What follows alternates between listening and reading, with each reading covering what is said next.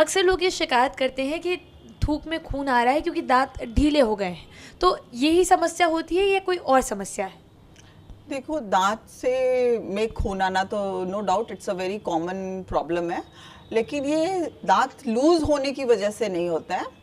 ये मिथ है, लोगों को लगता है कि दांत लूज हो रहे हैं इसलिए खून आ रहा है, जबकि ये उल्टा भी है। बिकॉज इट्स बहुत ही कॉमन कंडीशन है पायरिया, जो आमतौर पे सभी लोग जानते होंगे। तो पायरिया में क्या होता है कि नॉर्मली जब आप ब्रश करते हो और अच्छे से ब्रशिंग ना हो पाए तो गंदगी जमा हो, तो गंदगी जमा होके वो कैलकुल हार्ड डिपॉजिट बन जाता है, which is called as calculus. और कैलकुलस की वजह से क्या है कि दांत जो है कमजोर हो जाते हैं, और उसका ही सिम्टम है कि ब्लीडिंग आना। सो आमतौर पे जो आप गम ब्लीडिंग देखते हो वो 3 कारण से हो सकता है। आइदर लोकल कारण से होगा या सिस्टमिक डिजीज से होगा। So local one is a trauma.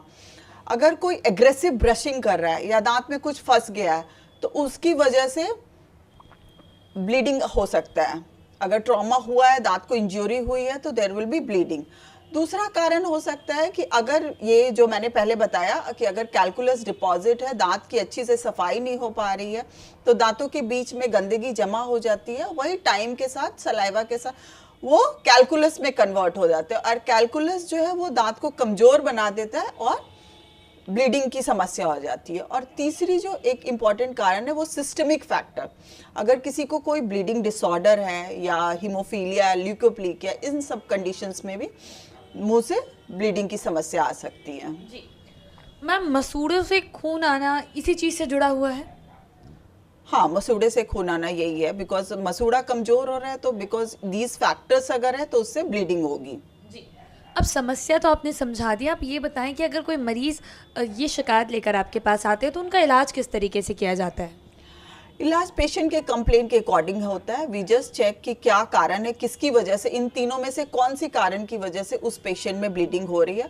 अगर लोकल ट्रॉमा का है तो लोकल फैक्टर्स को हम रिमूव करते हैं। अगर कैलकुलस की है तो दांतों की अच्छे से सफाई की जाती है। इसके लिए हमारे पास दोनों चीज़ें हैं। नॉर्मल स्केलिंग जो होता है वो करते हैं पेशेंट को। अगर उससे भी ज़्यादा गम्स अफेक्टेड है तो वी हैव लेजर थेरेपी से उसको क्लीन किया जाता है, जिससे गम के अंदर की भी गंदगी क्लीन हो जाती है। तीसरा जो सिस्टमिक फैक्टर है उसके लिए ब्लड टेस्ट कराते हैं। We look for the patient से प्रॉपर हिस्ट्री लेते हैं।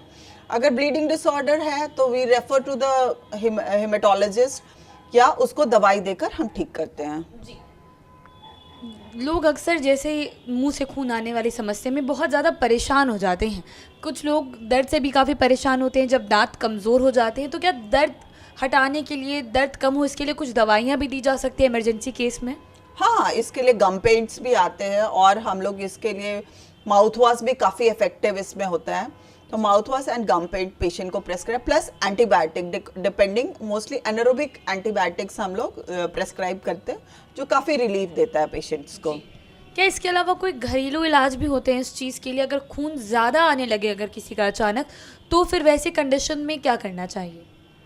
देखो, लोकल तो फैक्टर इतना कुछ इफेक्टिव होता नहीं है। हाँ, बस यही है कि पेशेंट अच्छे से माउथ वॉश या गर्म पानी में नमक डाल के गुल्लारे करे, वो भी थोड़ा इफेक्टिव होता है पेशेंट को। तो लोकल वही सब फैक्टर्स है जो इफेक्ट करता है, पर मेनली इसका ट्रीटमेंट बेस्ड ही इलाज होता है। ट्रीटमेंट को इलाज करवाना ही पड़ेगा। So they need to go and refer to the dentist.